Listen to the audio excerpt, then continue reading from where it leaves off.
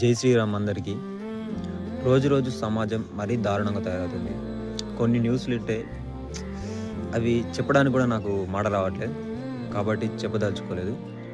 అర్థం చేసుకోండి, అమ్మాయిలకైతే సెక్యూరిటీ లేకుండా పోయింది. అది ఇంట్లో కావచ్చు, బయట కావచ్చు, ఏ రిలేషన్ అయినా కావచ్చు.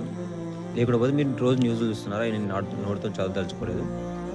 కాబట్టి అమ్మాయిలు ఒకటి అర్థం చేసుకోండి, ఒకరు ఏదైనా చెప్తున్నారు అంటే కొంచెం క్లారిటీగా అర్థం చేసుకోండి. ఓకే, మీకు జెండర్ ఈక్వాలిటీ ఉండాలి, అమ్మాయిలు కూడా ఈక్వాలిటీ రావాలి, అన్ని రంగాల్లో ఎదగాలి. కానీ బట్టల విషయంలో కాదు కదా. ఇప్పుడు బంగారం ఉంది, లాకర్లోనే పెట్టాలి, బయట పడేస్తే పోతుంది. అది అమ్మాయి అనేది అమూల్యమైనది, అంతే. మనం ప్రకృతితో పోలుస్తాం కాబట్టి జాగ్రత్తగా ఉండాలి. సెల్ఫ్ ఎవరు జాగ్రత్తగా ఉండాలి. అప్పుడే సమాజంలో ప్రొటెక్షన్ అని ఉంటుంది, సమాజంలో ఎదగడానికి దోహదపడుతుంది. కానీ బంగారం నేను బయట పెడతా కానీ కొట్టేయద్దు అంటే కుదరదు కదా. అది ఆలోచన లేని మంచి వ్యక్తికి కూడా బంగారం బయట కనబడితే ఫస్ట్ జేబులు వేసుకొని పోతాడు.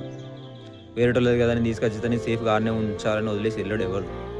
అదొకటి అర్థం చేసుకోండి. అన్ని రంగాల్లో ముందుకు రండి, తెలివిని చూపెట్టండి, ప్రతి దాంట్లో ఎదగండి. దాంట్లో ఎవరు మేము నాపట్లేదు.